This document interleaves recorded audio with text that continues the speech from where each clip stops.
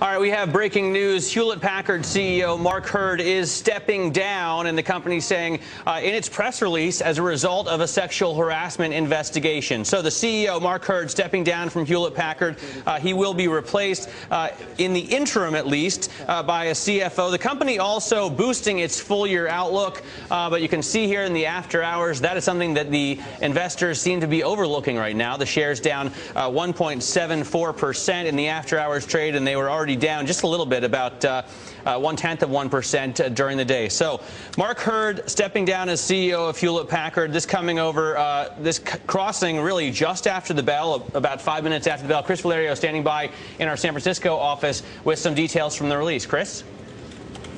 Hey, Matt, that's right. Looking through the release here, again, you said it yourself, the chairman resigning. The decision follows an investigation by an outside legal counsel. And actually, as I was going through, it's about facts surrounding a sexual claim of sexual harassment, not only against Hurd, but also an HP former contractor. So this was an investigation done around two specific individuals from HP, the chairman and an outside contractor. They did find that no violation of sexual harassment policy, but they did find a violation of regular business standards. And that we can assume is what was leading to the investigation, and that is what the press release is telling us. Interesting again to point out, a search committee has already been formed to find the new CEO. One of the people on that search committee, Mark Andreessen, big name in the Valley, of course, PayPal Mafia. A lot of people know that. So he's one of the individuals there that's going to be looking into finding who is going to take care of it. In the meantime, of course, the CFO, Kathy Lesjak, is going to be the interim CEO. Now, she's been with Hewlett-Packard for 24 years, knows the company, understands where it is. Remember, I just want to point this out, and this has probably nothing to do with it, but worth pointing out that just this week, Hewlett-Packard settled that probe of billions of false billings with the Department of Justice. Only putting that out, of course, said that it's going to trim earnings by 2 cents a share in the third quarter. Pointing it out, of course, because of the legal aspect of it. So a lot of legal aspects that Hewlett-Packard's having to deal with right now. Back to you. I just want to point out, it looks like, I just want to point out here, it looks like the sexual harassment claims were made by an outside contractor, not necessarily against an outside contractor. So it looks like a contractor made sexual harassment claims against HP and Mark Hurd. And from the release, Mark Hurd says, as the investigation progressed, I realized there were instances in which I did not live up to the standards and principles of trust, respect, and integrity. He also says, this is a painful decision for me to make after 5 years at HP, but I believe it would be difficult for me to continue as an effective leader at HP. You know, the question a lot of people would ask is if there was an investigation carried out as to whether or not sexual harassment occurred, and the investigators came up saying no, there was no sexual harassment, why then would the CEO step down, especially someone like Mark Hurd? Adam?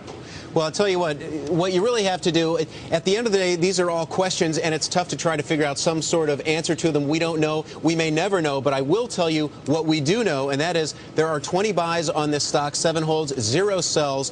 The average target is up at about $61. The stock, 45, 46. So the point is, it's trading right now at about 10 times earnings. Historically, that is very cheap. Over the past 5 years, this stock has tended to trade more like 15, 16 times. So you would expect analysts to come out on Monday morning once they've read through this and reiterate their positive view and describe this as a buying opportunity if the company can make the argument that there's continuity from one CEO to the next. And it looks like the choice of the interim provides that, at least for the time being.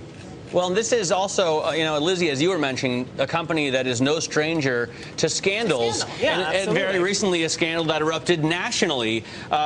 Not to say that this one won't, but they have had their shares of ups and downs, and you would think that they would be fairly resilient to maybe a lighter scandal, which is why I think it's so interesting that, you know, if he was not found guilty of sexual harassment, that Mark Hurd would step down just because of breaking some standards of their business practices. I think we do not know. Let's not go there yet. Dom, let's throw you in the mix. Lizzie, I mean, remember, we're talking about conflicts, and we have these, like, you know, scandals and whatnot, but let's not forget these guys earlier on this year created or closed on a very high-profile acquisition, right?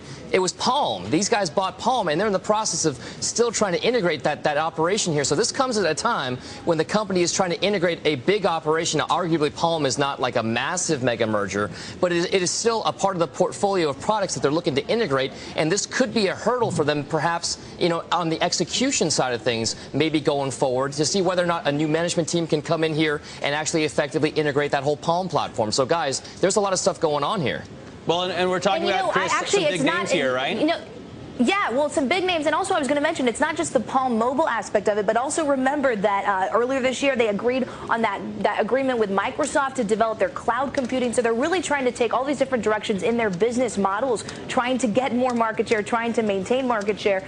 So, you know, a lot of different areas that they're getting into. And of course, right now they have someone that's been there, the CFO, for 24 years. That's going to take over as the interim. But now she's taken herself out of the running to become the CEO, which had been talked about before. So it's going to be interesting to see who these people actually choose.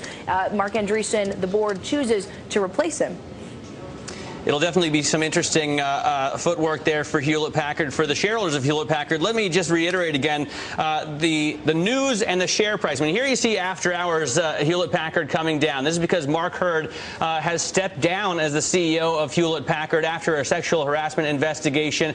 He will be replaced in the interim by the CFO, and there you see the share price down in the after hours. Now, year to date, the shares are down 90%. Sorry, 10%. 90% would be rough. They have held 90% of their value year to date, so they're off about 10%. If you take a look over the last 12 months, the shares are up about 10%, but in either case, they are underperforming the S&P wildly, and of course, they have had a series of scandals already at Hewlett-Packard, so this is one that just adds to it. The company also saying that they are boosting their forecasts in this press release, but that could be a part of the release. I guess you'd be excused for almost completely overlooking. So there you go. Some breaking news after the bell, as our last guest said. Breaking news after the bell on a Friday. Never good. It's sort of like in my world, you get a press release from the White House around 5, 6 o'clock on a Friday afternoon, particularly in the summer. That's not good. It's not good. They want you to mull it over and hopefully maybe forget about it by Monday.